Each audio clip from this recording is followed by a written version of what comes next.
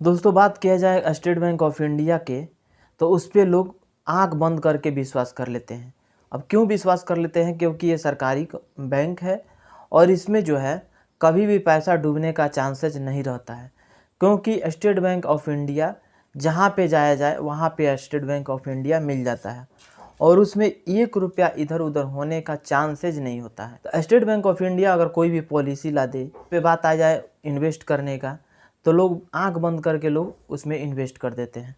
लेकिन इन्वेस्ट करने से पहले हमको ये जानकारी होना चाहिए कि हमको अच्छा खासा रिटर्न्स अगर चाहिए तो कहाँ पे हम पैसा इन्वेस्ट करें। स्टेट बैंक में म्यूचुअल फंड्स में इन्वेस्ट किया जा रहा है, एसआईपी में इन्वेस्ट किया जा रहा है, एसडब्ल्यूपी लिया जा रहा है।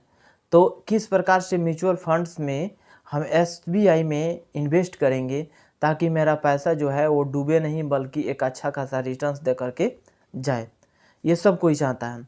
और बहुत सारे लोग जो है ये पॉलिसी को अपना भी लिए हैं और पॉलिसी जो है ले लिए हैं और कंटिन्यू जमा करके पैसा आप चाहें तो प्रीमियम के तौर पे भी और आप चाहें तो एक अच्छा खासा अमाउंट एक बार में जमा करके अच्छा खासा रिटर्न्स भी ले सकते हैं। अब कैसे इन्वेस्ट करना है, कहाँ पे इन्वेस्ट करना है, म्यूचुअल फंड्स में इन्वेस्ट करना है तो किस प्रकार से करना है, सभी इन्फॉर्मेशन इस वीडियो में देने वाले हैं। वीडियो लास्ट तक देखिएगा। आगे बढ़ने से पहले आपका छोटा सा रिक्वेस्ट है कि अभी तक मेरे चैनल को सब्सक्राइब नहीं किए तो सब्सक्राइब कर लीजिएगा और बेल आइकन को प्रेस कर लीजिएगा ताकि सभी नोटिफिकेशन आप लोगों को मिलता रहेगा। लोग एसबीआई में म्यूचुअल फंड्स में इन्वेस्ट बहुत सारे लोग कर रहे हैं। एक प्लान आया है जो कि 50,000 से स्टार्टिंग होता है। अब ये प्लान में लोग कैसे इन्वेस्ट कर रहे हैं देखिए। जैसे कि एक बार में उसमें क्या करना है कि 50,000 रुपया उसमें इन्वेस्ट कर देना है म्यूचुअल फंड्स में। और म्यूचुअल फंड्स में एक बार में जो 50,000 इन्वेस्ट कर देते हैं तो आपको जो है आने वाले समय में 1.5 करोड़ रुपया से ज़्यादा देने वाला है। अब इसको इन्वेस्ट कहाँ पे करना है? तो इन्वेस्ट करने के लिए ग्रो एप्लीकेशन का यूज़ कर सकते हैं, एंजल वन एप्लीकेशन का यूज़ कर सकते हैं, या बैंक में जा कर के संपर्क करके वहाँ पे इन्वेस्ट कर सकते हैं, या जो स्टेट बैंक के ब्रोकर हैं, जो ब्रोकर बोला जाता है, दलाल कहिए या ब्रोकर कहिए, उन लोगों के संपर्क में आकर के उसको इन्वेस्ट करते हैं तो इस प्रकार से भी कर सकते हैं। लेकिन ब्रोकर के साथ अगर इन्वेस्ट करिएगा तो उसमें पैसा जो है कुछ लोग अपना चार्ज करते हैं, तो अगर ऑनलाइन आप कर रहे हैं तो उसमें चार्ज देने से आप बच जाएंगे। तो इसमें सुविधा देखिए, म्यूचुअल फंड्स में जब इन्वेस्ट पैसा किया जाता है तो इसमें रिस्क होता है, इसीलिए बहुत सारे लोग इसमें इन्वेस्ट नहीं करते हैं। और बहुत सारे लोग सोचते हैं कि अगर मेरे पास पैसा है तो क्यों नहीं थोड़ा सा रिस्क लिया जाए और रिस्क लेने के बाद कुछ पैसा को बढ़ाया जाए। क्योंकि जहाँ पे अगर देखा जाए ना, और ज़्यादा से ज़्यादा रिस्क होता है वहाँ पे इंटरेस्ट रेट भी ज़्यादा मिलता है, रिटर्न्स भी ज़्यादा मिल जाता है। और जहाँ पे बिल्कुल 0% रिस्क होता है वहाँ पे इंटरेस्ट रेट बिल्कुल कम मिलता है। तो अगर एसआईपी में या म्यूचुअल फंड्स के एसआईपी में इन्वेस्ट करते हैं तो स्टेट बैंक में अभी तक का जो इंटरेस्ट रेट देखा जाएगा तो पिछले 4 साल के रिकॉर्ड में अभी तक के रिकॉर्ड में कभी भी रिटर्न्स जो है 20 से लेकर के 43% के बीच में रहा है। तो अगर 20 से 21% और 43% के बीच में अगर आपको इंटरेस्ट रेट मिलता है तो एक बहुत ही बड़ा अमाउंट होता है। लेकिन कभी कभी ये शेयर में जो पैसा लगता है तो कभी कभी मार्केट में चढ़ाव उतराव होते रहता है। तो अगर मार्केट में जब उतराव हुआ तो घाटा लग सकता है, चढ़ाव हुआ तो फ़ायदा हो सकता है।